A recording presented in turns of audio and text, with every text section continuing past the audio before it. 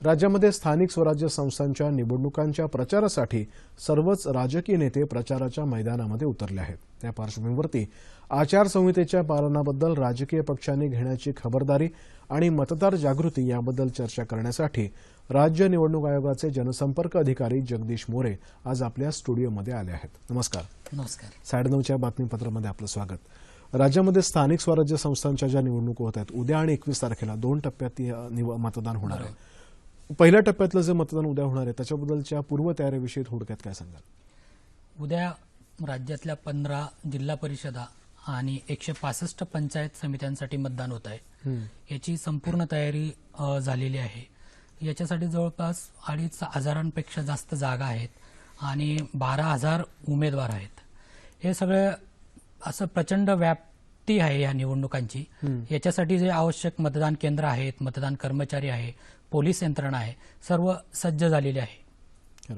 पण आता राजकीय पक्षांनी आता या 2 टप्प्यात जेव्हा मतदान होतंय राजकीय पक्षांनी त्या ठिकाणी वर्तमानपत्रातून किंवा समाज माध्यमांमधून प्रचार संपल्याच्या नंतर जाहिराती देऊ नये याच्या बाबतीत राज्य निवडणूक आयोग आग्रही आहे। त्याबद्दल एक आदेशही आपण काढलेला आहे, त्याबद्दल काय? हा आदेश काही काल परवा काढलेला नाहीये। हा आदेश 14 ऑक्टोबर 2016 रोजी काढलेला आहे। साधारणतः निवडणुकांपूर्वी वेगवेगळ्या राजकीय पक्षांशी विचारविनिमय केला जातो। आगामी निवडणुकांसंदर्भातली तयारी आणि त्याची माहिती दिली जाते। त्याच्यासाठी जुलै, ऑक्टोबर आणि नोव्हेंबरमध्ये एक 4 ते 5 बैठका राजकीय पक्षांसोबत राज्य निवडणूक आयुक्त मान्य सारे साहेब यांनी घेतल्या। त्यावेळेस त्यांचे काही म्हणणं असतं ते ऐकून घेतलं जातं किंवा काही जे काही नवीन आहे आपण करत आहोत ते सांगितलं जातं। त्यावेळेस काही म्हणण्यापेक्षा बऱ्याच राजकीय पक्षांकडून सर्वानुमते एक मागणी केली होती की जाहिराती ज्या आहेत म्हणजे आपण साधारणतः आपण असं बघतो की प्रिंट मीडियामधल्या ज्या जाहिराती आहेत त्या शेवटच्या दिवसापर्यंत असतात आणि इलेक्ट्रॉनिक मीडियामधल्या जाहिराती या प्रचार संपला की त्या थांबतात। तर ह्या दोन्ही जाहिरातींमध्ये एक समानता असावी, दोन्हीकडे सारखे नियम असावे अशी मागणी होती आणि त्याच्यामुळे मग 14 ऑक्टोबर 2016 रोजी जो राज्य निवडणूक आयोगाने आदेश काढला त्याच्यात ही समानता आणली। ही समानता अशी आहे की प्रचार संपला की दोन्ही माध्यमातल्या जाहिराती या थांबवायच्या आहेत। खरं म्हणजे आपण नेहमी असं उदाहरण देतो की लोकसभा विधानसभेला असतात, पण लोकसभा आणि विधानसभेच्या ज्या निवडणुका आहेत त्या लोकप्रतिनिधित्व अधिनियम 1950 आणि 51 त्याच्यानुसार होतात आणि आपल्या ह्या ज्या स्थानिक स्वराज्य संस्थांच्या निवडणुका आहेत त्याच्यासाठी 5 वेगवेगळे कायदे आहेत आणि प्रत्येक कायद्यांमध्ये वेगवेगळ्या तरतुदी आहेत। म्हणजे महानगरपालिकेची निवडणुकीची जी प्रचाराची मुदत आहे ती आता 21 तारखेला निवडणूक आहे, तर प्रचाराची मुदत ही 19 तारखेला 5:30ला संपते।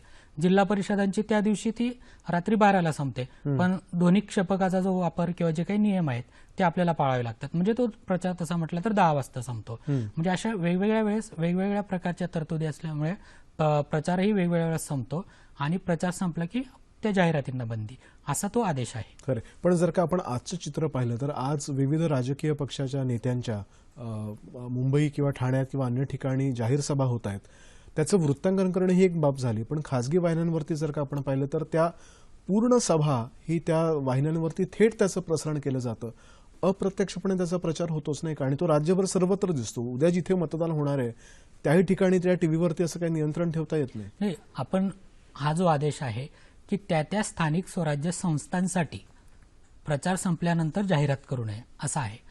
म्हणजे याचा अर्थ असा नाही की बातमींवर बंधन, बातम्यांवर कुठलंही बंधन नाही आहे, फक्त जाहिरातींवर बंधन आहे। आणि कोणाला जर असं वाटत असेल की ती बातमी नाही तर जाहिरात आहे, मग ती जर पेड असेल तर ते पेड न्यूजच्या आपण वेगवेगळ्या ठिकाणी कमिटी आहेत त्यांच्याकडे आपण तक्रार करू शकतो।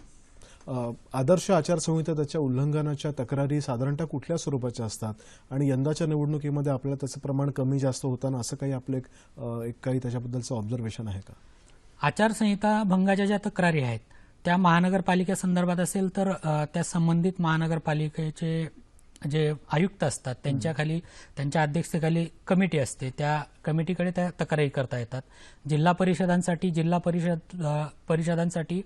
जिल्हाधिकारी जे असतात त्यांच्या अध्यक्षतेखाली समिती असते. त्या समितीकडे त्या तक्रारी करता येतात आणि ती समिती मग सारासार विचार करून आणि मग त्या ज्यांनी आचारसंहिता भंग केला आहे असं ज्यांच्यावर आरोप आहे त्यांचंही म्हणणं ऐकून घेतलं जातं आणि मग त्यानंतर पुढची कार्यवाही साधारणतः केली जाते आणि मग ती तक्रारीचं स्वरूप काय आहे कसं आहे त्याच्यावर पुढची प्रक्रिया अवलंबून असते. अरे, आपण अगदी म्हणत असलो की या स्थानिक स्वराज्य संस्थांच्या निवडणुका आहेत. प्रत्यक्षामध्ये महाराष्ट्रातली बहुतांश जनता उद्या आणि 21 तारखेला असे 2 टप्प्यात मतदान करणार आहे. कोट्यवधी मतदार याच्यामध्ये सहभागी होणार आहेत. यानिमित्त राज्य निवडणूक आयोगाने काही नवीन गोष्टी सुद्धा केलेल्या आहेत, त्याबद्दल काय सांगा? ह्या निवडणुकीच्या वेळेस राज्य निवडणूक आयोगाने बऱ्याच नवीन गोष्टी अंमलात आणलेल्या आहेत.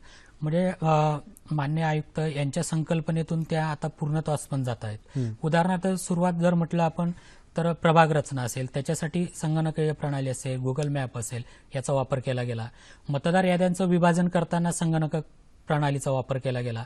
त्याचबरोबर सगळ्यात महत्त्वाचं म्हणजे या सर्व निवडणुकांसाठी नामनिर्देशन पत्र दाखल करण्याकरिता उमेदवारांना संगणकीय प्रणाली उपलब्ध करून देण्यात आली होती.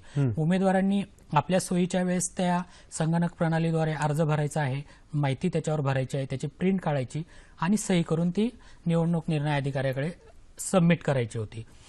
ती प्रक्रिया आता पार पडलेली आहे. त्यानंतर आता मतदारांसाठी किंवा संबंधित निवडणूक यंत्रणा असेल किंवा राजकीय पक्ष असतील यांच्यासाठी काही ॲप आपण विकसित केलेत. त्याच्यात ट्रू वोटर आहे, कॉप आहे, त्याच्यात FAQ आहे. ट्रू वोटर हे विशेषतः मतदारांसाठी उपयुक्त आहे.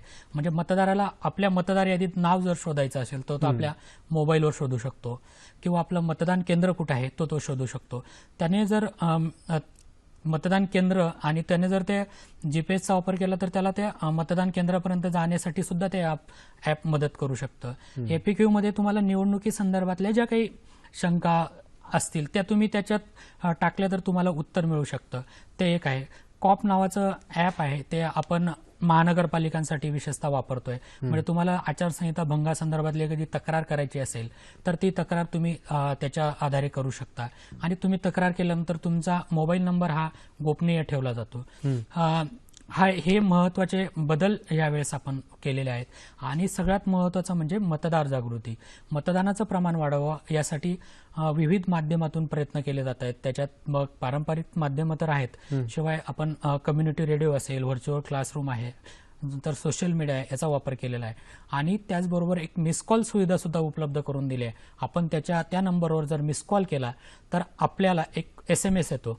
तर मला वाटतं तो नंबरही आपण सांगा. तो नंबर आपला असा आहे 9029 901 901 असा तो मिस कॉल नंबर सोपा आहे. 9029 आणि 901 901. ह्या नंबरवर आपण मिस कॉल दिला तर याचा अर्थ असा होतो की आपल्याला मतदान करायचं आहे आणि मी मतदान करणार आहे याची ती प्रतिज्ञा आहे. मग त्या नंबरवरून आपल्याला एक मेसेज येतो.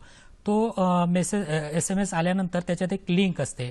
ती जर आपण ओपन केली तर ती चॅटबॉट म्हणून एक टेक्नॉलॉजी आहे ती ओपन होते आणि तुम्हाला हवे जे प्रश्न आहेत, तुमच्या मनात ज्या काही शंका आहेत त्या सुद्धा आपण विचारू शकतो आणि त्याला तेवढ्यात तात्काळ त्याचं उत्तरही येतं. म्हणजे एक इंटरॅक्टिव्ह असं दुतर्फा किंवा सुसंवादी असं एक माध्यम पहिल्यांदा आपण ह्या निवडणुकीसाठी वापरतो आहे. मला वाटतं 15 जिल्हा परिषद आणि 165 पंचायत समित्या उद्या मतदान होणार आहे.